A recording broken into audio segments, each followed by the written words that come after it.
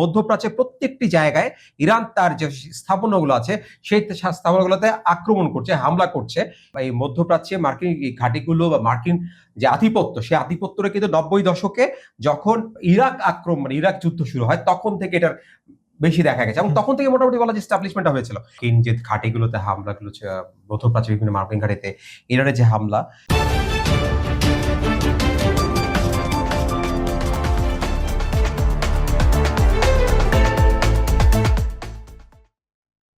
সুপ্রিয় দর্শক, খবর সংযোগ টক শোতে আপনাদের স্বাগতম। আপনাদের সঙ্গে রয়েছে আমি হাবিবুর রহমান নিশান, আর আজকে আমাদের সঙ্গে স্টুডিওতে রয়েছেন সিনিয়র সাংবাদিক আমি প্রবীর বুড়া চৌধুরী। প্রবীর দা, আপনার কাছে আমার আজকে অনুষ্ঠানের প্রথম প্রশ্ন যে মধ্যপ্রাচ্য নিয়ে, সেখানে হচ্ছে উপসাগরীয় অঞ্চলে সিআই এর গোপন স্থাপনা, ইরানের ড্রোন হামলায় রাশিয়ার যে গোয়েন্দা তথ্য এবং কোমেটেম নেভিগেশন প্রযুক্তি ব্যবহারের যে খবর আসছে, সেটি কি মধ্যপ্রাচ্যে যুক্তরাষ্ট্র রাশিয়া প্রক্সি যুদ্ধকে সম্পূর্ণ নতুন একটি বিপজ্জনক অবস্থানে নিয়ে যাচ্ছে কিনা? হ্যাঁ, ধন্যবাদ আপনাকে। আসলে এখন যে পাল্টা হামলা চলছে, এগুলো আসলে প্রত্যেকটার পিছনেই আমরা জানি যে আগের যেই হামলাগুলো মার্কিন যে ঘাঁটিগুলোতে হামলাগুলো মধ্যপ্রাচ্যের বিভিন্ন মার্কিন ঘাঁটিতে ইরানের যে হামলা, সেগুলো একটা আমরা ধারাবাহিকতা দেখতে পাচ্ছি। আর এখানে আপনি যে প্রসঙ্গটা বললেন যে রাশিয়ার একটা অভিযোগ, রাশিয়ার এখানে ইনভলভমেন্ট আছে কিনা। বিশেষ করে এখানে আমরা জানি যে গোয়েন্দা তথ্য বা বিভিন্ন ধরনের অত্যাধুনিক প্রযুক্তির ব্যবহারের মাধ্যমে এই ধরনের তথ্যগুলোর যদি আপনি বিশ্লেষণে যান, তাহলে আপনি কিন্তু একটু পিছনে যাবো। সেটা হচ্ছে, আপনি জানেন যে আমরা ইউক্রেন যুদ্ধের চলাকালীন, ইউক্রেন যুদ্ধ এখনো চলছে। মানে ইউক্রেন যুদ্ধে চলাকালীন সময় রাশিয়াকে কিন্তু একটা বড় ধরনের ড্রোন সাপোর্ট দিয়েছিল এই ইরানের ইরানি সরকার।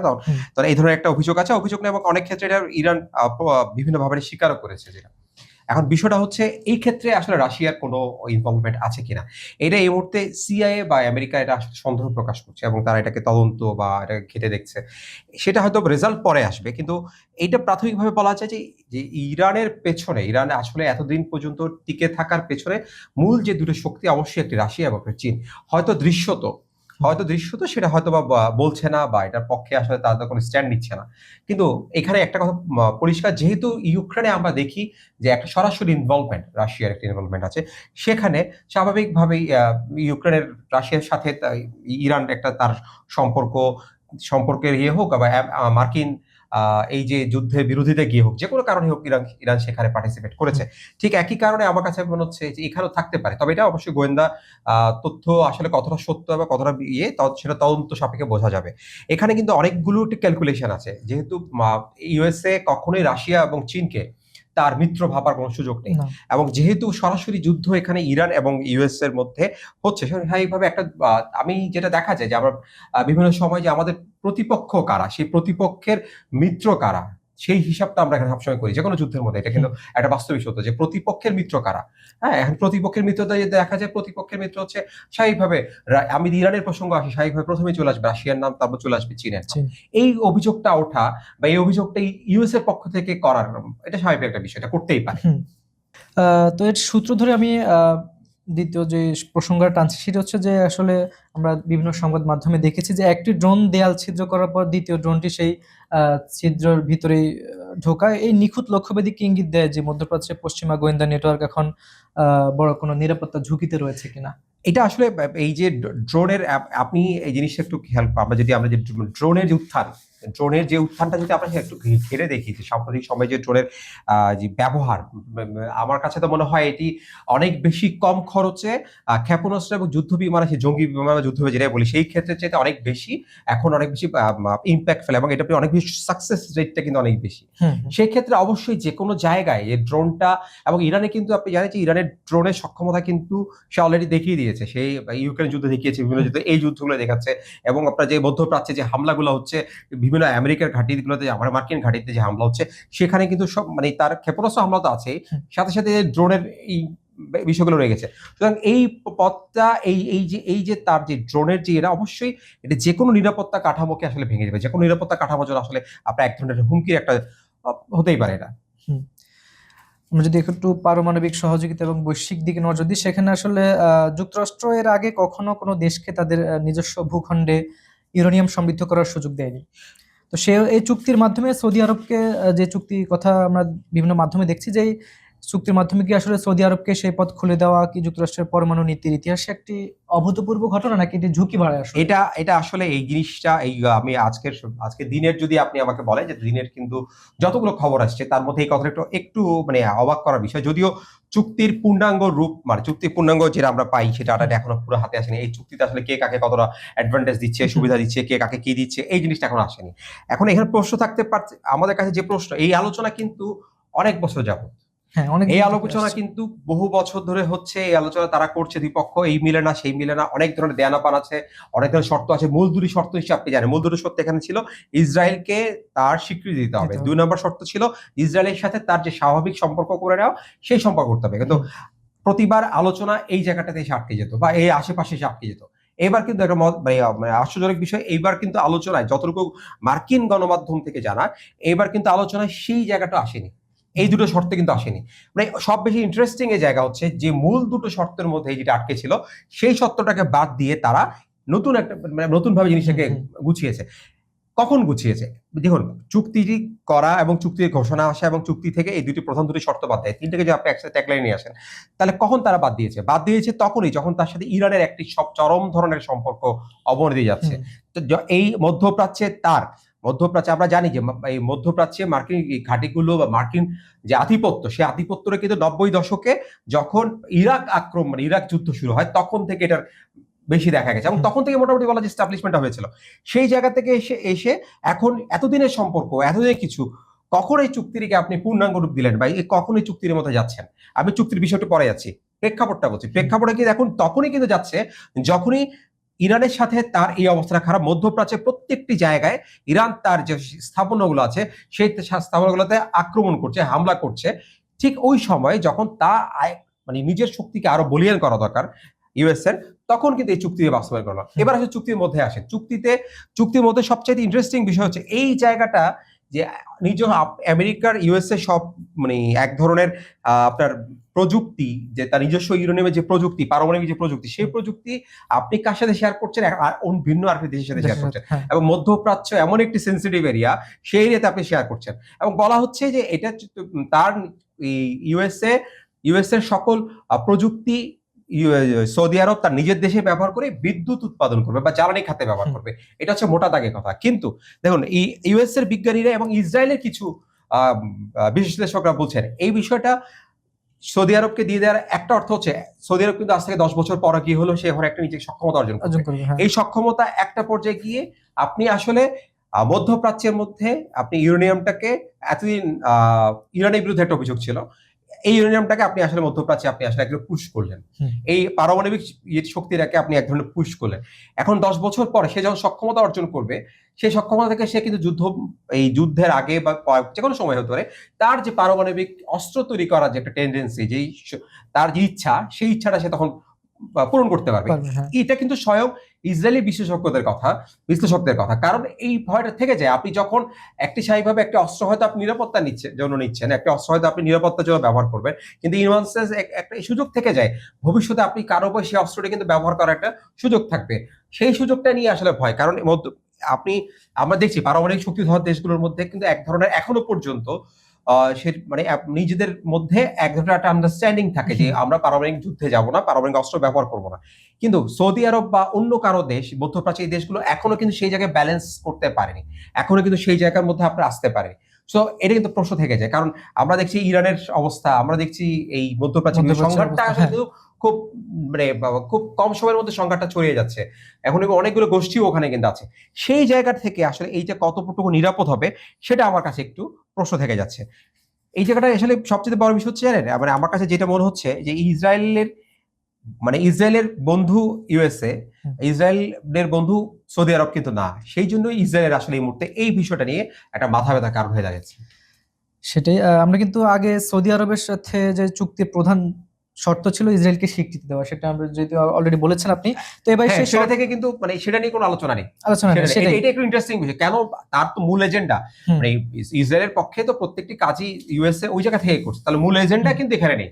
মানে এখানে আসলে চীন কারণে এটা কোনো ব্যাখ্যা সব হয়তো সময় মধ্যে পাবো। চীন এবং রাশিয়ার প্রভাব ঠেকানো কিন্তু যুক্তরাষ্ট্রের প্রধান লক্ষ্য ছিল, হ্যাঁ আমার মনে হয়। আমরা দেখেছি ইরানের পার্লামেন্টের স্পিকার স্পষ্ট বলেছেন যে ইরান তেল বিক্রি করতে না পারলে অন্য কেউই পারবে না আসলে। তো হরমুজ প্রণালীতেই চরম হুমকির মুখে বিশ্ব জ্বালানি বাজার এবং তেলের সরবরাহে কতটা মারাত্মক প্রভাব পড়তে পারে বলে মনে করেন?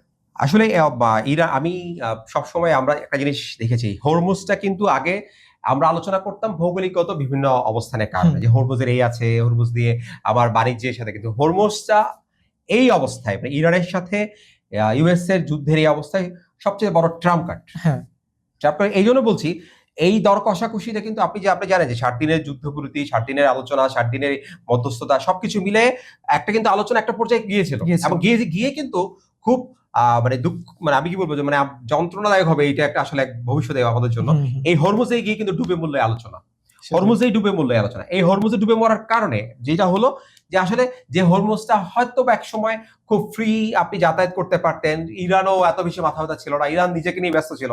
এখন ইরান দেখে ফেলেছে যে আমি যদি হরমুজ আটকায়, আমার আর কোথাও যুদ্ধ করার প্রয়োজন নেই, হুম। আমার হরমুজ আটকায় মোটামুটি যুদ্ধের মানে 80% সফলতা চলে আসছে কারণ এখন। এখানে আমরা জানি এই যে 20% তেল কিন্তু এখান হ্যাঁ, থেকে হ্যাঁ, এই পরিবহিত হয়। হয়ে যায়। আপনি এখন যেটা হচ্ছে হরমুজের সাথে কিন্তু পাশাপাশি এখন অন্যদিকে মধ্যপ্রাচ্যের অন্যান্য অংশেও কিন্তু এখন আলোচনা তৈরি হচ্ছে, হুম, বিভিন্ন ইয়েগুলো বন্ধ করে দেওয়া যায়, ট্রানজিট।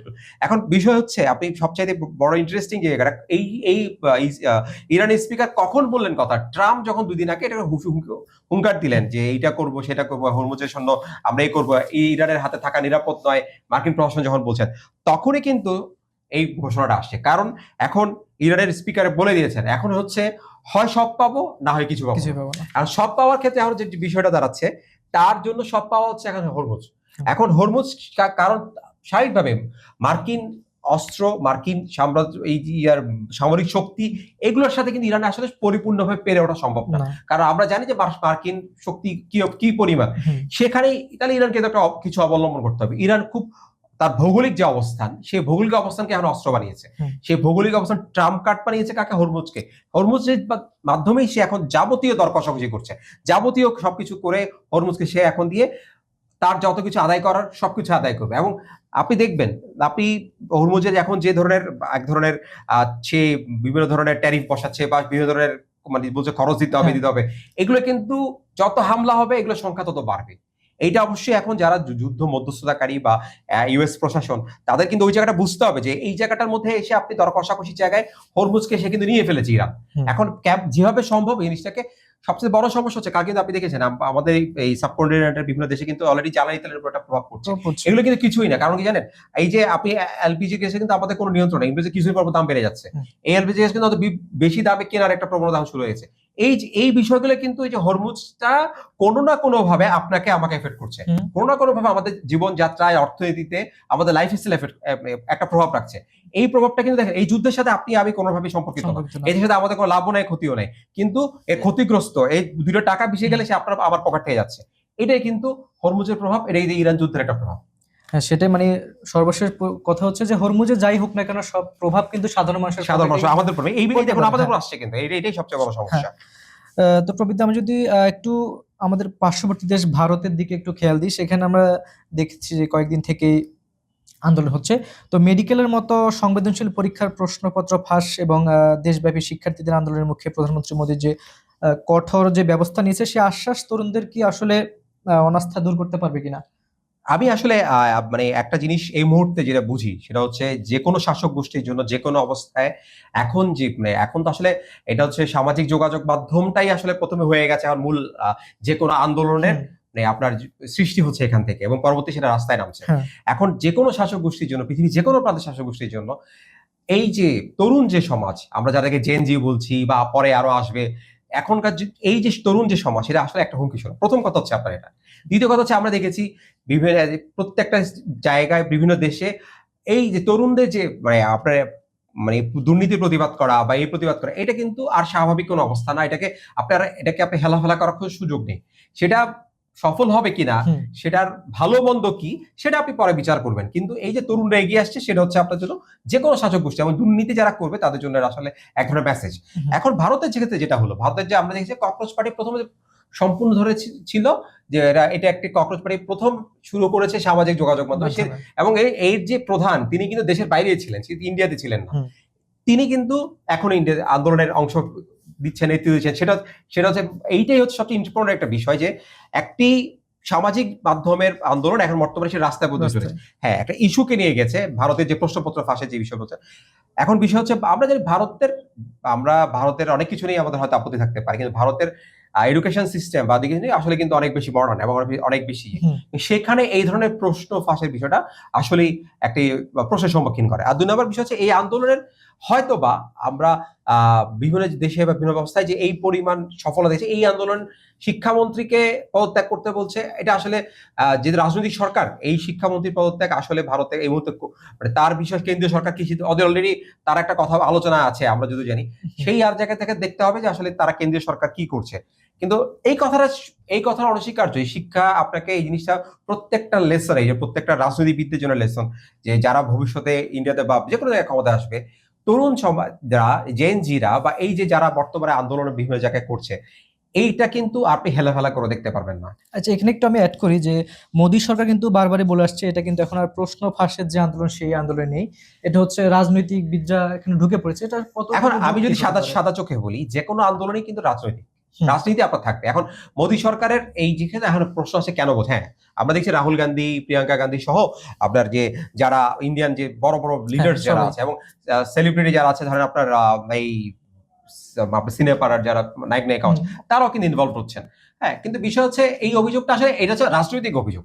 আপনি রাজনীতির মাঠে নামবেন, রাজনীতির অভিযোগটা থাকবে, এটা হচ্ছে আন্দোলন করবেন। এখন বিষয়টা হচ্ছে আপনি আহ শিক্ষামন্ত্রী পদত্যাগটা এখন সরকার বলছে, মোদীকে পদত্যাগ করতে বলছেন, স্বরাষ্ট্রমন্ত্রীকে পদত্যাগ করতে বলছেন। এখন বিষয়টা হচ্ছে, হ্যাঁ আমি এটা মানছি যে এখন রাজনৈতিক ইনভলভমেন্ট বেড়েছে, কিন্তু দাবিটা কিন্তু রাজনৈতিক ইনভলভমেন্টের না। দাবি যেটা করেছে সেটা কিন্তু ছাত্রদের দাবি, সেটা কিন্তু প্রাসঙ্গিক দাবি। কিন্তু সেই জায়গাটা থেকে এখন মোদী সরকার এখন সমস্যা হয়ে গেছে যে আমাদের সাবকন্টিনেন্টাল এই জায়গাটাতে আমরা যে কোনো কিছুর মধ্যে রাজনীতির একটা পার্ট হয়ে যায়। রাজনীতি এইটা হয়তো বা তাদের খুবই আভ্যন্তরীণ বিষয়, খুবই তাদের ব্যক্তিগত, মানে তাদের নিজস্ব বিষয়। কিন্তু একটা কথা এখানে পরিষ্কার যে রাজনীতিবিদরা ইনভলভ হবে, বরঞ্চ রাজনীতিবিদরা ইনভলভ না হওয়াটাই হচ্ছে এক ধরনের আসলে আশ্চর্যের বিষয়। এখনো পরিপূর্ণভাবে কেন এইটা, মানে আমার কাছে সুযোগ ছিল, যেহেতু পার্লামেন্টে 2 দলেই আছেন, পার্লামেন্টে সবাই আছেন, এটা সুযোগ ছিল যে এটা ঠিক আছে, এটা একটা দাবি আসছে, আপনি সর্বদলীয় সভা, ভারতে কিন্তু খুব ভালো নজির আছে, আপনি দেখেছেন যে কোনো সমস্যায় কিন্তু তারা সর্বদলীয় সভা ডাকে।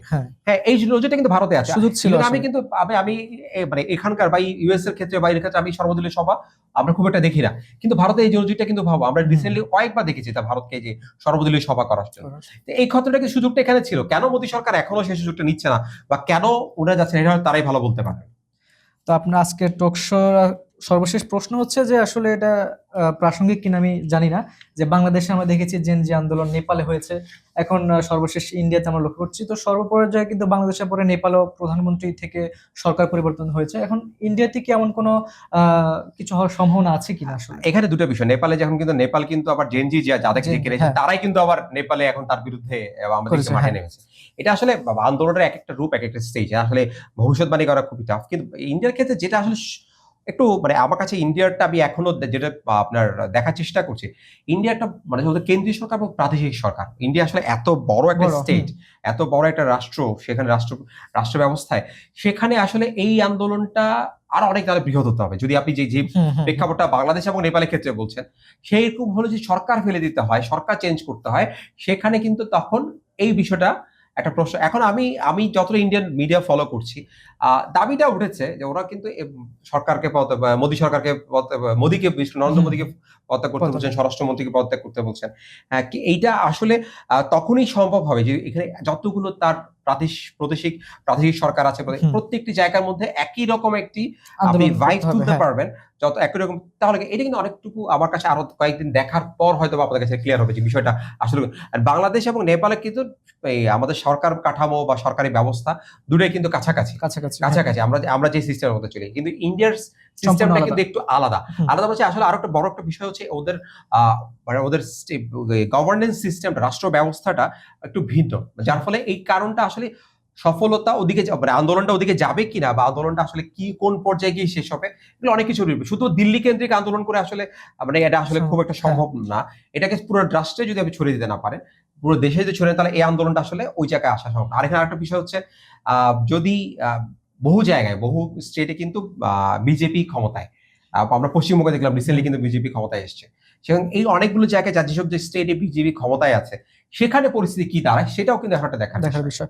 সুপ্রিয় দর্শক, খবর সংবাদ টক শোতে যারা এতক্ষণ আমাদের সঙ্গে ছিলেন সবাইকে ধন্যবাদ জানাই এবং আপনারা প্রতিনিয়ত আমাদের কমেন্ট করে যাচ্ছেন। অবশ্যই আমরা সেই কমেন্টগুলো পড়ার চেষ্টা করি। তো আপনারা পৃথিবীর যে প্রান্ত থেকে দেখুন না কেন আমাদের অনুষ্ঠানটি অবশ্যই কমেন্টে করবেন। কারণ আপনাদের একেকটি কমেন্ট আমাদের জন্য অনুপ্রেরণা। তো আজ এ পর্যন্তই। সবাই ভালো থাকুন, সুস্থ থাকুন। আল্লাহ হাফেজ।